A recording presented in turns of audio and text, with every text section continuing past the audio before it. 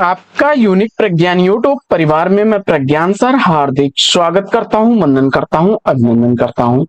प्यारे साथियों, सुबह के 5 बज चुके हैं। जिस प्रश्नोत्तरी 50 का आप बेसब्री से करते हैं इंतजार, आपकी चहेती प्रश्नोत्तरी 50 लेकर के आपके बीच उपस्थित हूं। और जैसा कि आपको विदित है, प्रश्नोत्तरी 50 का मुख्य उद्देश्य आपके अध्ययन का आपको रिवीजन कराना। वन लाइनर शैली में 50 महत्वपूर्ण प्रश्नों को प्रतिदिन सुबह सुबह आप कर लेते हैं रिवाइज। साथियों, इस रिवीजन श्रृंखला से जुड़ने के लिए फटाफट वीडियो को लाइक और शेयर, चैनल पर पहली बार होंगे तो चैनल को सब्सक्राइब करके बगल में बने हुए बेल आइकन से ऑल बटन को प्रेस करना बिल्कुल ना भूलें। साथियों, नियमित अगर आप 50-50 प्रश्नों को प्रतिदिन रिवाइज करेंगे तो बहुत सारे प्रश्न ऐसे हैं जो बार बार रिवाइज होते होते आपके मन मस्तिष्क में इस तरह से चढ़ जाएंगे कि प्रश्न आपके सामने होगा और पलक झपकते उत्तर आपके मार्क्स पर होगा। तो तैयारी इस ढंग से करो कि प्रश्नों को पढ़ने के बाद उत्तर के लिए, ऑप्शन के लिए न भटकना पड़े। जिस दिन इस ढंग की तैयारी रहेगी, निश्चित सफलता आपको मिलेगी। साथियों, और आज की पाठचर्या प्रारंभ करें उससे पूर्व देखते हैं आज का सकारात्मक विचार और आज का मॉर्निंग कोट्स आपके लिए कि सकारात्मक सोच से कठिन बने आसान, जैसे पानी काट दे लोहे का भी मान। अनियमित पानी की धार पत्थर को काट देती है, नियमित पानी की धार पत्थर को काट देती है, अगर लक्ष्य हो पक्का तो किस्मत भी साथ देती है। जी हाँ दोस्तों, इसी सकारात्मक और नई ऊर्जा के साथ प्रारंभ करते हैं प्रश्नोत्तरी 50 को और देखते हैं पहला प्रश्न। धन्य भारत भूमि सब रत्नन उपजाऊनी। जिन लोगों को साथियों पढ़ना है, जिनको अपनी तैयारी को बेहतर करना है, वो करते रहेंगे और करेंगे। अन्यथा कहने वाले तो बहुत कुछ कहते हैं, कहते रहेंगे, तो इन सब बातों को ध्यान में नहीं रखना है, सीधे अपनी तैयारी में आपको लगे रहना है। इस पंक्ति के लेखक कौन है? बद्री नारायण चौधरी प्रेमगन, सही जवाब। दूसरा प्रश्न है कि गोल्ड स्मिथ की कृति ट्रैवलर का अनुवाद किसने किया था? ट्रैवलर का अनुवाद श्रीधर पाठक ने किया था, प्रांत पथिक नाम से। ठेठ हिंदी का ठाठ अधकिला फूल कृति का प्रकाशन वर्ष क्या है? दोनों ही रचनाएं अयोध्या सिंह उपाध्याय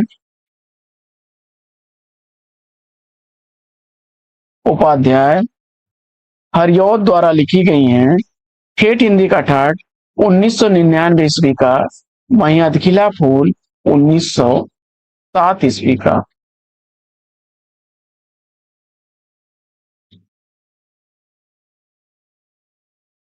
क्षमा करें साथियों, ये 1899 होगा।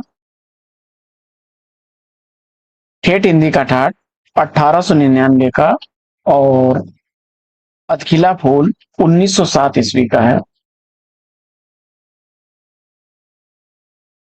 चौथा प्रश्न है कि राधा वल्लभ संप्रदाय का प्रवर्तन किसने किया? राधा वल्लभ संप्रदाय के प्रवर्तक हित हरिवंशी। अगला प्रश्न है कि रामधारी सिंह दिनकर का प्रथम काव्य संग्रह कौन सा है? रामधारी सिंह दिनकर का प्रथम काव्य संग्रह रेणुका है, 1935 ईस्वी इसका प्रकाशन वर्ष है। छठवां प्रश्न है कि श्री वल्लभाचार्य ने जिस कृष्ण भक्त को प्रतिष्ठित किया उसका दार्शनिक आधार क्या है? वल्लभाचार्य ने जिस कृष्ण भक्त को प्रतिष्ठित किया उसका दार्शनिक आधार शुद्धाद्वैतवाद। नकली किला कहानी के कहानीकार कौन? नकली किला कहानी किसके द्वारा लिखी गई है? मैथिली शरणगुप्त उत्तर चुन करके सही जवाब दिया आपने। प्रश्न संख्या 8 है कि भारत दुर्दशा बड़ी जोखिम भरी रचना है, किसका कथन? भारत दुर्दशा बड़ी जोखिम भरी रचना है, रेवती रमण का कथन। वल्लभाचार्य का वेदांत सूत्र पर लिखा गया प्रसिद्ध ग्रंथ कौन सा है? वेदांत सूत्र पर लिखा गया वल्लभाचार्य का ग्रंथ कौन सा है? अणुभाव से उत्तर बता करके सही जवाब दिया आपने। प्रश्न संख्या 10 है कि माधव मैं ऐसा अपराधी तेरी भगत होत नहीं शादी। इन पंक्तियों के रचनाकार कौन है? माधव मैं ऐसा अपराधी तेरी भगत होत नहीं शादी, यह पंक्तियां कबीर की हैं। प्रश्न संख्या 11 है कि सहज कहानी के प्रवर्तक कौन है? सहज कहानी का प्रवर्तक आपने अमृत राय को चुना, तो सही जवाब 1968 ईस्वी का प्रकाशन हुआ। 12वां प्रश्न है कि मिलन कहानी के लेखक कौन है? मिलन कहानी का लेखक ज्वाला दत्त शर्मा को चुना आपने, तो सही जवाब। प्रश्न संख्या 13 है कि रसिया बालम किसकी कहानी है? रसिया बालम कहानी जयशंकर प्रसाद की है। 14वां प्रश्न है कि उदयभान चरित के लेखक कौन है? उदयभान चरित लिखी गई है इंसा अल्लाह खां द्वारा। 15वां प्रश्न है कि द्वंद्वात्मक भौतिक विकासवाद किस काव्यधारा का आधार है? द्वंद्वात्मक भौतिक विकासवाद प्रगतिवादी काव्यधारा का आधार है। रंग में भंग नामक काव्य कृति के रचनाकार कौन है? रंग में भंग नामक काव्य रचना मैथिली शरण गुप्त की रचना है और 1909 ईस्वी इस रचना का प्रकाशन वर्ष है। प्रश्न संख्या 17 है कि जयपुर नरेश जगत सिंह के आश्रय में रहते हुए पद्माकर का कौन सा लक्षण ग्रंथ लिखा गया है? जयपुर नरेश जगत सिंह के आश्रय में रहते हुए पद्माकर का कौन सा लक्षण ग्रंथ लिखा गया है? जवाब हो जाएगा जगत विनोद। प्रश्न संख्या 18 है कि केवल प्रेम लक्षणा भक्ति का आधार ग्रहण करने के कारण कृष्ण भक्ति शाखा में अश्लील विलासिता की प्रवृत्ति जागृत हुई, यह विचार किसका है? जवाब हो जाएगा आचार्य रामचंद्र शुक्ल जी का। प्रश्न संख्या 19 है कि इनकी सी विशुद्ध सरस और टकसालनी ब्रजभाषा लिखने में और कोई कवि समर्थ नहीं हुआ, आचार्य शुक्ल ने किस कवि के बारे में यह टिप्पणी की है? इनकी सी विशुद्ध सरस और टकसालनी ब्रजभाषा लिखने में कोई कवि समर्थ नहीं हुआ, यह आचार्य शुक्ल जी का कथन है घनानंद के संदर्भ में। सुमित्रानंदन पंत की सुप्रसिद्ध कविता परिवर्तन उनके किस काव्य संकलन में सर्वप्रथम प्रकाशित हुई थी? सुमित्रानंदन पंत की कविता परिवर्तन पल्लव में प्रकाशित हुई थी। 21वां प्रश्न है कि कबीर के उपरांत हर विध्वंसकारी और जन विरोधी शक्ति को सर्वाधिक खुली चुनौती देने वाले साहित्यकार कौन है? जवाब हो जाएगा नागार्जुन। प्रश्न संख्या 22 है कि अंतःकरण की वृत्तियों के चित्र का नाम कविता है। अंतःकरण की वृत्तियों के चित्र का नाम कविता है, किसने कहा है? महावीर प्रसाद द्विवेदी जी ने कहा है। 23वां प्रश्न है कि मिश्र बंधु विनोद का चौथा भाग कब प्रकाशित हुआ? मिश्र बंधु विनोद का चौथा भाग 1934 ईस्वी में प्रकाशित हुआ था। इसके शेष 3 भाग 1913 ईस्वी में प्रकाशित हुए थे। निबंध संग्रह शब्दिता निबंध के निबंधकार कौन है? निबंध संग्रह शब्दिता निबंध धर्मवेद भारती का है। 25वां प्रश्न है कि ये ब्रज भाषा के मतिराम जैसे कवियों के समकक्ष हैं और कहीं कहीं तो भाषा और भाव के माधुर्य में पद्माकर तक से टक्कर लेते हैं, आचार्य शुक्ल ने यह किस कवि के लिए कहा? ये ब्रज भाषा के मतिराम जैसे कवियों के समकक्ष हैं और कहीं कहीं तो भाषा और भाव के माधुर्य में पद्माकर तक से टक्कर लेते हैं, आचार्य शुक्ल ने यह किस कवि के लिए कहा है? जवाब हो जाएगा वेनी प्रमीण। 26वां प्रश्न है कि मनबोध मास्टर की डायरी के लेखक कौन है? मनबोध मास्टर की डायरी विवेकी राय द्वारा लिखा गया 2006 ईस्वी की रचना है। 27वां प्रश्न, मम्मट के काव्य प्रकाश का छायानुवाद कुलपति मिश्र का कौन सा ग्रंथ है? मम्मट के काव्य प्रकाश का छायानुवाद कुलपति मिश्र का कौन सा ग्रंथ है? तो रस रहस्य जवाब देकर के सही जवाब दिया आपने 1670 ईस्वी। 28वां प्रश्न है कि नेताजी कहीन उपन्यास के लेखक कौन है? नेताजी कहीन उपन्यास मनोहर श्याम जोशी का है।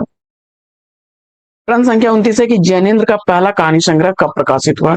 जैनेन्द्र का पहला कहानी संग्रह फांसी प्रकाशित हुआ था 1929 ईस्वी में। प्रश्न संख्या 30 है कि बड़ी बड़ी आंखें उपन्यास के उपन्यासकार कौन है? बड़ी बड़ी आंखें उपन्यास उपेंद्र नाथ हंस द्वारा लिखा गया 1954 ईस्वी का प्रकाशित उपन्यास है। 31वां प्रश्न है कि प्रसाद युगीन धार्मिक पौराणिक नाटक सुदामा ये नाटककार कौन है? तो जवाब हो जाएगा किशोरीदास वाजपेयी द्वारा लिखा गया है 1934 ईस्वी का प्रकाशित नाटक है सुदामा, जो पौराणिक और धार्मिक नाटक है।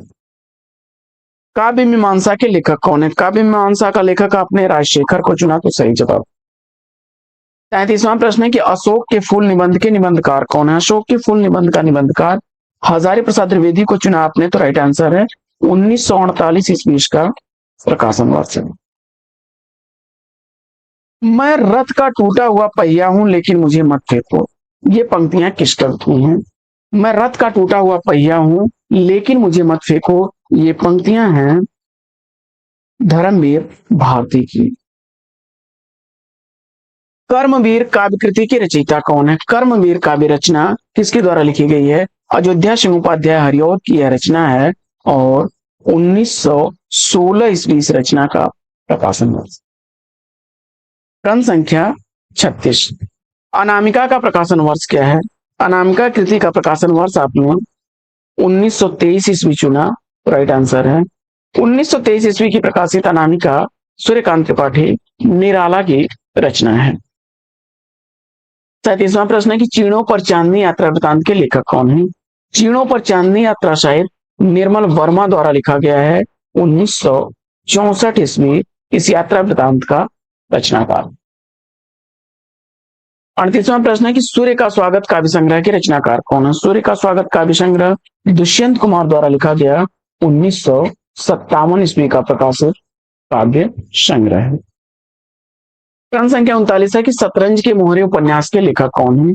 शतरंज के मोहरे उपन्यास लिखा गया है अमृतलाल नागर द्वारा 1959 ईस्वी का प्रकाशन हुआ। 40वां प्रश्न है कि एक कंठ विस्पाई काव्य नाटक के नाटककार कौन है? एक कंठ विस्पाई काव्य नाटक किसके द्वारा लिखा गया है? दुष्यंत कुमार द्वारा 1963 ईस्वी का प्रकाशन वर्ष है। प्रश्न संख्या 41 है कि समकालीन कविता आंदोलन का प्रवर्तक किसे माना जाता है? समकालीन कविता का आंदोलन का प्रवर्तक डॉक्टर विश्वंभर उपाध्याय ने 1976 ईस्वी में अपनी पुस्तक समकालीन कविता की भूमिका के माध्यम से किया था। तीसरी कसम कहानी में गाड़ीवान ने कौन सा सामान न लादने की कसम खाई? तीसरी कसम कहानी में फणीश्वर नाथ रेणु की लिखी गई कहानी है कंपनी की औरत, चोर बाजारी का सामान और बांस, ये तीन चीजें उसने न लादने की कसम खाई थी। सूर्य की अंतिम किरण से सूर्य की पहली किरण तक किसकी नाट्य रचना है? सूर्य की अंतिम किरण से सूर्य की पहली किरण तक सुरेंद्र वर्मा की नाट्य रचना 1975 ईस्वी इस रचना का प्रकाशन वर्ष। प्रश्न संख्या 44 है कि अधूरे साक्षात्कार आलोचना ग्रंथ के लेखक कौन है? अधूरे साक्षात्कार आलोचना ग्रंथ नेमचंद्र जैन का है। अगला प्रश्न है कि गोमा हस्ती है कहानी संग्रह के लेखक कौन है? गोमा हस्ती है कहानी संग्रह मैत्रेयी पुष्पा द्वारा लिखा गया 1998 ईस्वी का प्रकाशित काव्य कहानी संग्रह है। अगला प्रश्न है कि सेनापति उदल नाटक के नाटककार कौन है? सेनापति उदल नाटक वृंदावन लाल वर्मा द्वारा लिखा गया 1909 ईस्वी का प्रकाशित नाटक है। प्रश्न संख्या 47 है कि पाताल विजय नाटक के लेखक कौन है? पाताल विजय नाटक किसके द्वारा लिखा गया है? हरिकृष्ण प्रेमी द्वारा लिखा गया 1936 ईस्वी का प्रकाशित नाटक। प्रश्न संख्या 48 है कि लोकायतन का प्रकाशन वर्ष क्या है? लोकायतन कृति सुमित्रानंदन पंत द्वारा लिखी गई 1964 ईस्वी की प्रकाशित रचना है। प्रश्न संख्या 49 बंद गली का आखिरी मकान कहानी के कहानीकार कौन है? बंद गली का आखिरी मकान कहानी धर्मवीर भारती की कहानी है। प्रश्न संख्या 50 है कि सृजन की थकन भूल जा देवता अभी तो पड़ी है धरा यद बनी पंक्तियों के रचनाकार कौन है? सृजन की थकन भूल जा देवता अभी तो पड़ी है धरा यद बनी, यह पंक्तियां धर्मवीर भारती की हैं। तो साथियों प्रश्नोत्तरी 50 कैसी लगी कमेंट्स करके जरूर बताइए। आज की प्रश्नोत्तरी 50 में लेंगे यहीं पर विराम, फिर मिलेंगे आपसे अगले वीडियो में एक नए प्रश्न, एक नया टॉपिक, एक नए अंदाज में। तब तक के लिए लेते हैं आपसे विदा। आपका जीवन मंगलमय हो, बेस्ट विशेष बेस्ट ऑफ लक। जय हिंद।